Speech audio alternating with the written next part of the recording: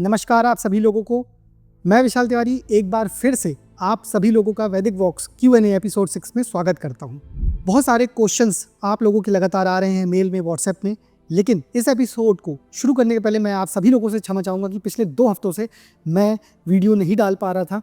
कारण ये क्योंकि मेरी लगातार वास्तु विजिट चल रही थी, लेकिन अब मैंने इस तरह से अपने स्केड्यूल को अरेंज कर लिया है कि आपके लिए ये एपिसोड्स लगातार आते रहेंगे, क्योंकि आप लोगों के अंदर जिज्ञासा बढ़ती जा रही है, क्वेश्चंस भी बढ़ते जा रहे हैं और मैं चाहता हूँ कि ज़्यादा से ज़्यादा लोगों की प्रॉब्लम सॉल्व कर सकूँ इस एपिसोड के माध्यम से। तो चलिए शुरू करते हैं और देखते हैं वो क्वेश्चंस कौन से हैं जो आप लोगों में से ही कुछ लोगों ने पूछे हैं। मैं उस तरह के क्वेश्चंस सेलेक्ट करता हूँ जिससे ज़्यादा से ज़्यादा लोगों को बेनिफिट मिल सके, लोगों के डाउट्स क्लियर हो सके और लोग उसका लाभ उठा सके। क्योंकि एक्चुअली मैं आपको बता दूं, इतने सारे क्वेश्चंस एक बार में कवर करना पॉसिबल नहीं है क्योंकि टाइम का भी अभाव है। लेकिन हाँ, मैं उन क्वेश्चंस को इस तरह से अरेंज करता हूं कि लोग भी ज़्यादा से ज़्यादा लाभ उठा सके और मैं टाइम टू टाइम उन सभी क्वेश्चंस को कवर कर सकूं।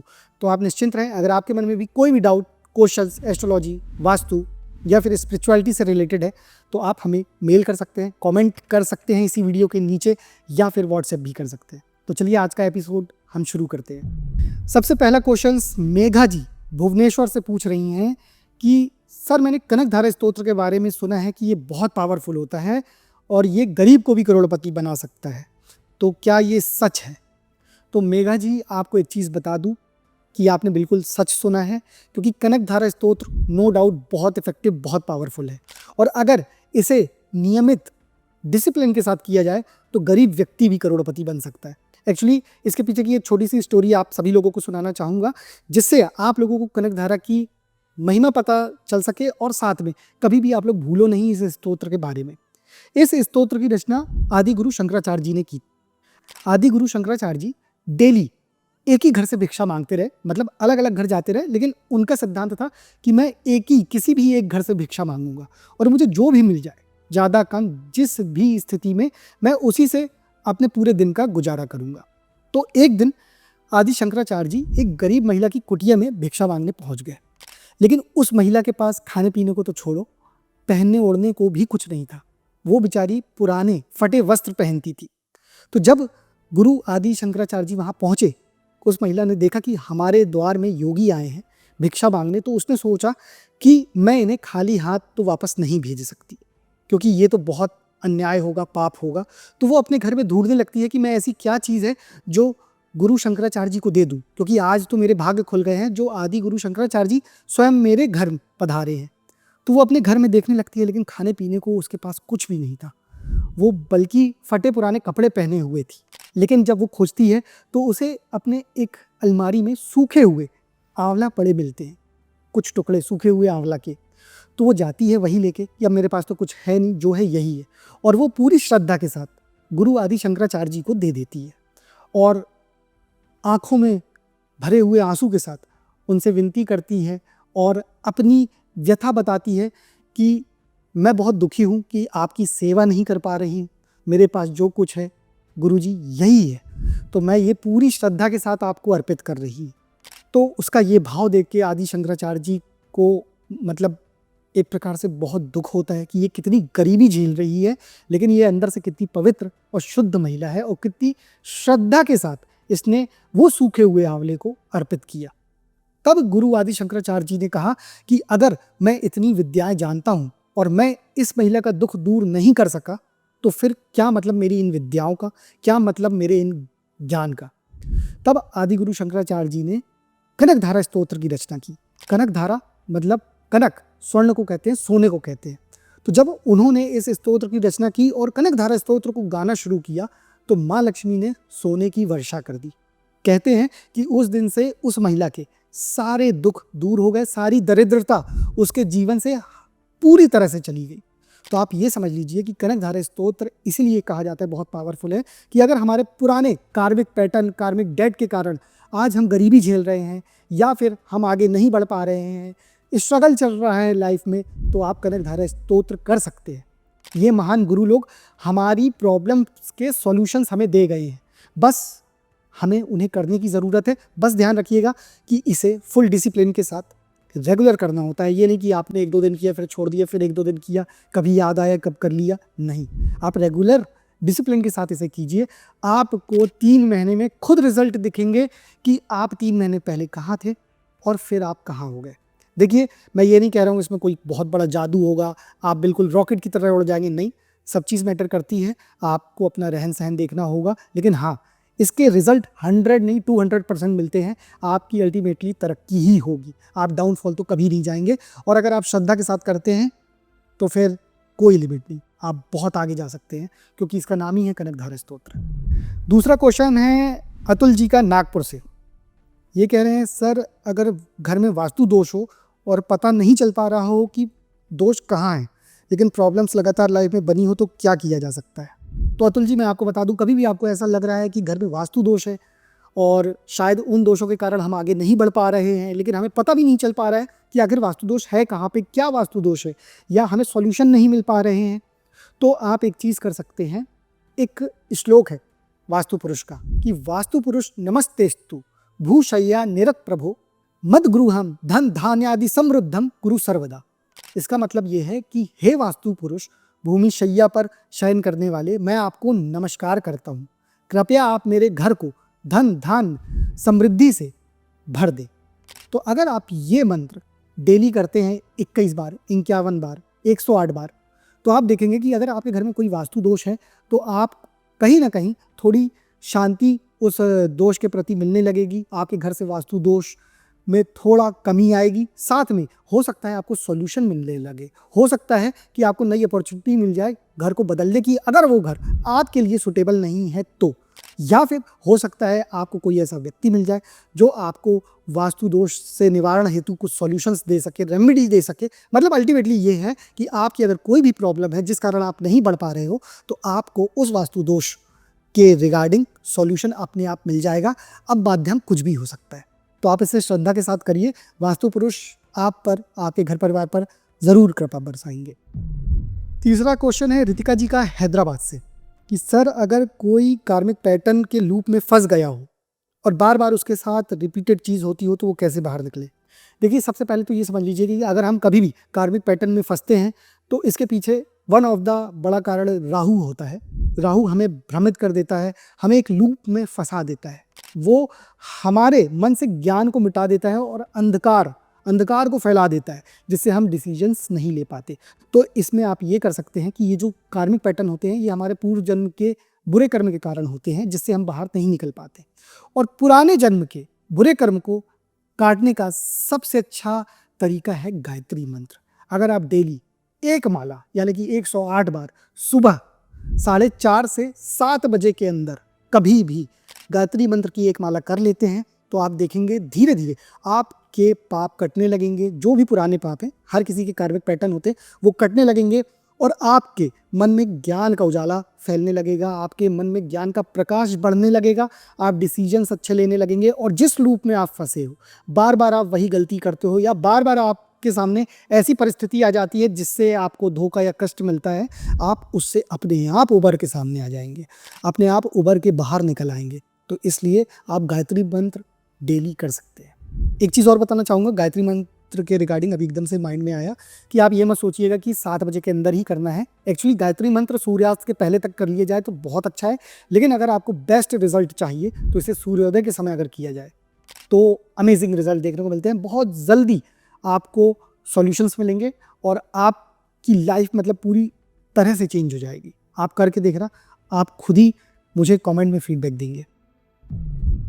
अगला क्वेश्चन है नकुल जी का पुणे से कि सर मैं गवर्नमेंट एग्ज़ाम की तैयारी कर रहा हूँ, लेकिन कभी कभी बहुत फियर और एंजाइटी होती है कि नहीं निकला एग्ज़ाम तो क्या, बहुत साल हो गए। तो देखिए नकुल जी, आपको सबसे पहली चीज़ बताएं कि जब भी फियर और एंजाइटी होती है, इसका मतलब ये है कि हमारा हार्ट चक्र कमज़ोर है।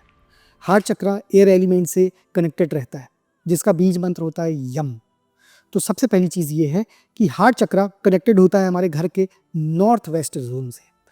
तो आप डेली मेडिटेशन कर सकते हैं, अपने हार्ट चक्र पर ध्यान देके आप यम बीज अक्षर का मंत्र जाप कर सकते हैं 108 बार, जिससे आपका एयर एलिमेंट शरीर का भी और घर का भी बैलेंस होगा। और घर में भी आप नॉर्थ वेस्ट डायरेक्शन में जाके देखिए, आपके घर में वास्तु दोष ज़रूर होगा। वो या तो कट होगा या एक्सटेंडेड होगा या वहाँ पे ऐसी चीज़ रखी होगी जो वहाँ पे नहीं रखी जानी चाहिए।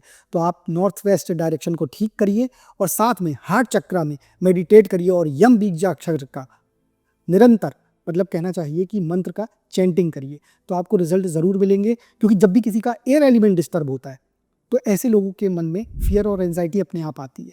ये वही लोग हैं जो लॉक ताला लगाकर बार बार जाके चेक करते हैं और देखते हैं कि लॉक लगा कि नहीं लगा, कहीं ऐसा तो नहीं कि मैंने लॉक लगाया नहीं। ये वही लोग हैं जो गैस स्टोव को बंद करके जब आते हैं तो बार बार चेक करते कहीं ऐसा तो नहीं कि मैंने गैस स्टोव को खुला छोड़ दिया है।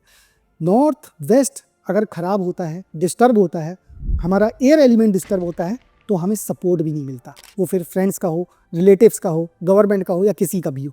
तो अगर आपको सपोर्ट चाहिए अपने लाइफ में किसी का भी, चाहे वो रिलेटिव हो या बाहरी दोस्त हो या फिर किसी भी तरह की अपॉर्चुनिटी का सपोर्ट चाहिए, तो आप नॉर्थ वेस्ट को एक बार देखिए, आपके काम अपने आप बनने लगेंगे और फियर और एंजाइटी आपके माइंड से बिल्कुल चली जाएगी। और जैसा कि आपने बताया कि आप गवर्नमेंट एग्जाम की तैयारी कर रहे हैं, तो रामबाण सॉल्यूशन आपको ये दूंगा कि आदित्य हृदय स्तोत्र का पाठ करना शुरू कर दीजिए।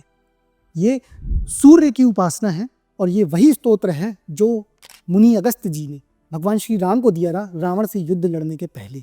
और ये स्तोत्र हर हाल में आपको विजय दिलाएगा आपके एग्जाम में।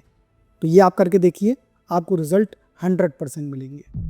अगला क्वेश्चन है ग्वालियर से अमितेश जी का। इनका कहना है कि सर घर का साउथ ईस्ट डायरेक्शन में अगर दोष हो तो क्या होता है।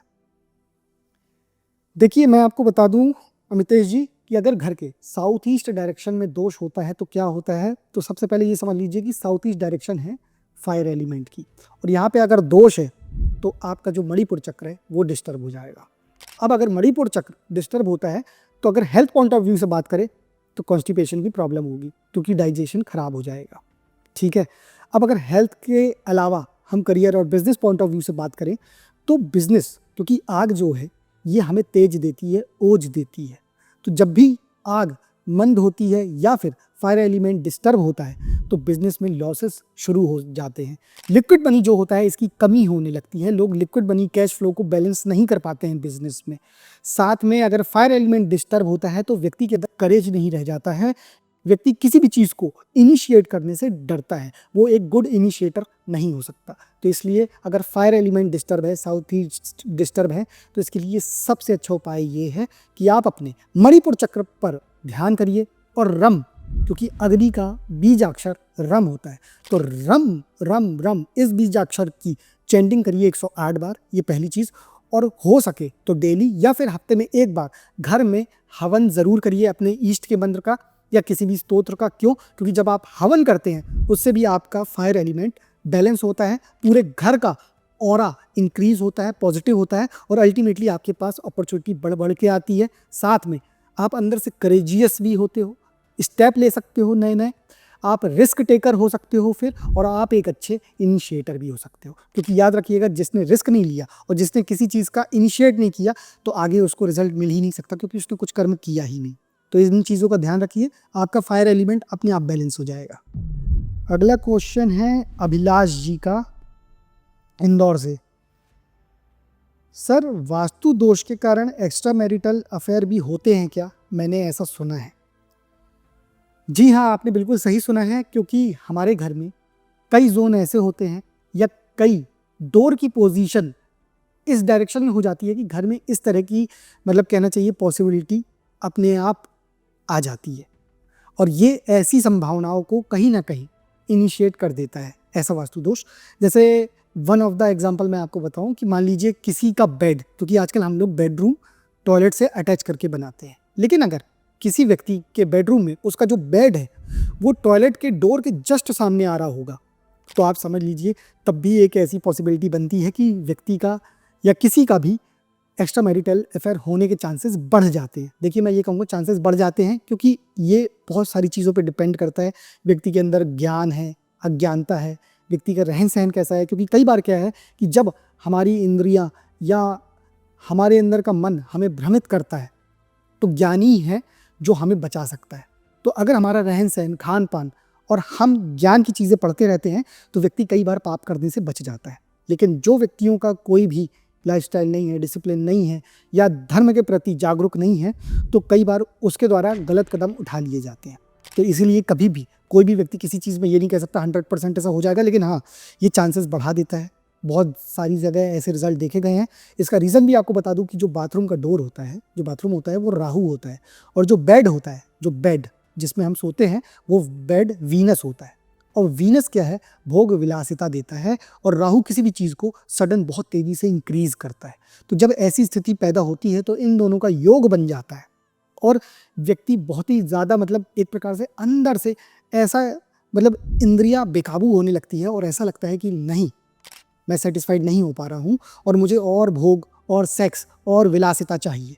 तो ऐसी स्थिति में कई बार लोग गलत स्टेप उठा लेते हैं। अब वो कपल में से कोई भी हो सकता है, वो मेल भी हो सकता है, फीमेल भी हो सकता है, लेकिन इसके लिए मैं यही कहूँगा कि ऐसे वास्तु दोषों से बचिए और साथ में अपने अंदर का ज्ञान बढ़ाए रहिए, सनातन से जुड़े रहिए, धर्म ग्रंथ पढ़िए, जिससे आपकी इंद्रियां, आपका मन कभी भी आपको कुछ गलत करने से भटकाए तो वो ज्ञान, वो ईश्वर की शक्ति आपको रोक सके कि नहीं, ये गलत है, नहीं, ये धर्म के विरुद्ध है, नहीं, हमने अगर धर्म से चलकर किसी को अपना जीवन साथी माना है तो वो मेरे लिए इस जीवन के लिए अंतिम दम तक वही मेरा साथी है।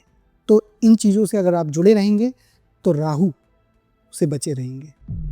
आखिरी क्वेश्चन नीलेश जी का है भोपाल से। ये कह रहे हैं कि सर, अगर घर में पितृदोष हो तो क्या करें? तो देखिए, पितृदोष बहुत बड़ा दोष होता है। बहुत बड़ा दोष इसलिए क्योंकि कहते हैं कि अगर आपने अपने कुल देवता को और अपने पितृ देवताओं को खुश कर दिया, सुखी कर दिया, संतुष्ट कर दिया, तो आपको इस लाइफ में बढ़ने से आगे कोई नहीं रोक सकता। पग पग में सफलता आपके आगे खुद ही आती जाएगी। जहां आप कदम रखोगे वहां सोना बन जाएगा। लेकिन पितृदेव जब नाराज होते हैं तो वंश की वृद्धि नहीं होने देते, घर में आगे वंश बढ़ नहीं पाता है, या फिर कहीं अगर कोई बच्चा पैदा होता है तो वो किसी तरह दिव्यांग होता है या उसे किसी तरह की डिसेबिलिटी होती है। तो ऐसी स्थिति में हमें ये करना चाहिए कि हमें अपना साउथ वेस्ट डायरेक्शन देखना चाहिए। सबसे पहले तो हमें अपने पितरों की फ़ोटो साउथ वेस्ट डायरेक्शन में लगाना चाहिए, पहली चीज़। दूसरी चीज़, पितरों को रोज़ प्रसन्न करने के लिए आप ये कर सकते हो, उनकी कृपा पाने के लिए और लाइफ में बहुत आगे बढ़ने के लिए, कि रात में आप एक गिलास में पानी रख दें ढक के, और जब सुबह सबसे पहले उठे तो उस पानी को थोड़ा सा, आधा पानी अपने मेन डोर में छिड़क दें पितरों के नाम से, और आधा पानी साउथ वेस्ट जोन में जाके छिड़क दें, साउथ वेस्ट डायरेक्शन में। तो ये होता है कि हमने अपने पितरों को जल अर्पित कर दिया। अगर आप ये करने लगेंगे तो आपको खुद दिखेगा कि 30 दिन में आपको ये चीज़ समझ में आने लगेगी कि आपके पितर आपसे प्रसन्न हो रहे हैं। अगर कोई अपॉर्चुनिटी ब्लॉक है या आप आगे नहीं बढ़ पा रहे हो या आपके काम बनते बनते बिगड़ जाते हैं तो वो काम बनने लगेंगे, क्योंकि अल्टीमेटली आपको पितरों की कृपा प्राप्त होने लगेगी। और ध्यान रखिएगा, घर का साउथ वेस्ट जोन खराब नहीं होना चाहिए, वहाँ किसी तरह का दोष नहीं होना चाहिए, क्योंकि अगर वहाँ पे वास्तु दोष होता है इसका सीधा अर्थ यही है कि कहीं ना कहीं पितर आपसे नाराज़ हैं और पितृ दोष बन रहा है। और ध्यान रखिएगा, साउथ वेस्ट डायरेक्शन में अगर प्लेनेट भी जो रहता है, जो जुड़ा हुआ है यहाँ से, वो राहु है, और राहु अरबपति भी बनाता है और राहु बिल्कुल कंगाल भी कर देता है। तो आप समझ सकते हो कि साउथ वेस्ट डायरेक्शन कितनी इंपॉर्टेंट है और ये आपस में कितनी कनेक्टेड है। तो अगर आप ये रेमेडी करेंगे जो मैं आपको बताया हूँ तो आपको रिजल्ट अच्छे देखने को अपने आप मिलेंगे। तो चलिए इस एपिसोड को यहाँ पे ख़त्म करते हैं, और आप सभी लोगों से मैं बोलता हूँ, अगर किसी भी तरह के आपके डाउट हो, वास्तु, एस्ट्रोलॉजी, स्पिरिचुअलिटी, धर्म या कोई भी क्वेश्चंस हो ग्रंथों से रिलेटेड, तो आप हमें कमेंट करें, मेल करें, व्हाट्सएप करें। मैं आपके क्वेश्चंस को ज़रूर कवर करूँगा और ज़्यादा से ज़्यादा लोगों तक ये पहुँच सके, इसलिए वीडियो को लाइक करें, शेयर करें। अगले एपिसोड में फिर मिलते हैं, तब तक के लिए हर हर महादेव।